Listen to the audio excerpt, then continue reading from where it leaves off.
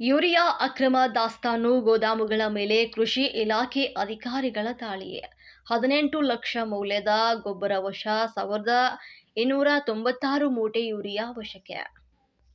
ಅಕ್ರಮವಾಗಿ ರಸಗೊಬ್ಬರ ದಾಸ್ತಾನು ಮಾಡಲಾಗಿದ್ದ ಗೋದಾಮುಗಳ ಮೇಲೆ ಕೃಷಿ ಇಲಾಖೆ ಅಧಿಕಾರಿಗಳು ದಾಳಿ ನಡೆಸಿ 18 ಲಕ್ಷ ಮೌಲ್ಯದ 1296 ಮೂಟೆ ಯೂರಿಯಾ ವಶಪಡಿಸಿಕೊಂಡಿದ್ದಾರೆ.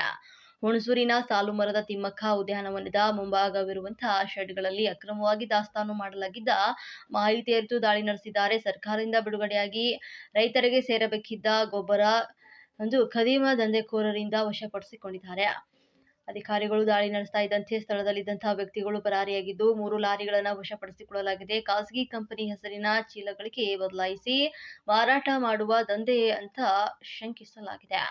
ಚೀಲ ಬದಲಾಯಿಸಿ ಇರುವಂತಹ ಕೇರಳ ರಾಜ್ಯಕ್ಕೆ ಸಾಗಿಸುವಂತಹ ಶಂಕೆ ವ್ಯಕ್ತವಾಗಿದ್ದು, ಸಹಾಯಕ ಕೃಷಿ ಅಧಿಕಾರಿ ಅನಿಲ್ ಹಾಗೂ ಕೃಷಿ ಅಧಿಕಾರಿ ಜಯಕುಮಾರ್ ಅವರು ಪೊಲೀಸರ ನೆರವಿನಿಂದಾಗಿ ದಾಳಿಯನ್ನು ನಡೆಸಿದ್ದಾರೆ. ಖಾಸಗಿ ಸಂಸ್ಥೆಯ ಬ್ರ್ಯಾಂಡ್ ಇರುವಂತಹ ಚೀಲಗಳು ಸ್ಥಳದಲ್ಲಿ ಪತ್ತೆಯಾಗಿದ್ದು, ಗೊಬ್ಬರ ಕಾಳಸಂತೆ ರಾಕೆಟ್ ಹುಣಸೂರಿನಲ್ಲಿ ಬೆಳಕಿಗೆ ಬಂದಿದೆ.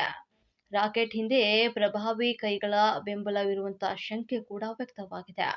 ಇದರ ಹಿಂದಿನ ಜಾಲ ಪತ್ತೆ ಹಚ್ಚಲು ಕೃಷಿ ಇಲಾಖೆ ಅಧಿಕಾರಿಗಳು ಒತ್ತು ನೀಡಬೇಕಂತ ಹೇಳಿದ್ರು.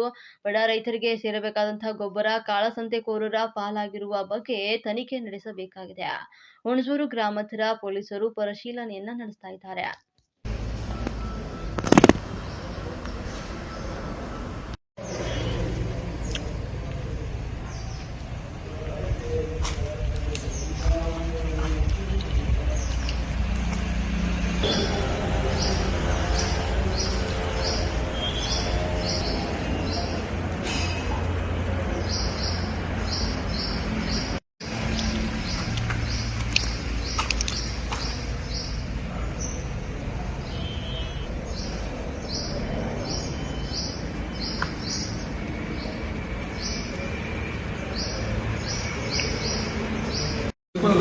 ಆಲ್ರೆಡಿ ಸ್ಯಾಂಪಲ್ ತೆಗಿತಾರೆ. 6 ಸ್ಯಾಂಪಲ್ ಮೊದಲು ತೆಗಿತೀವಿ.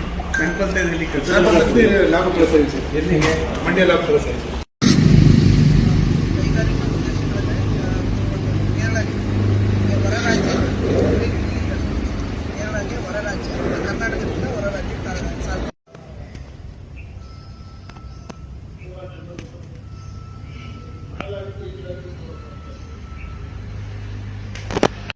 ಚಿರಳಿ ಇಂಚಾಕವ್ರೆ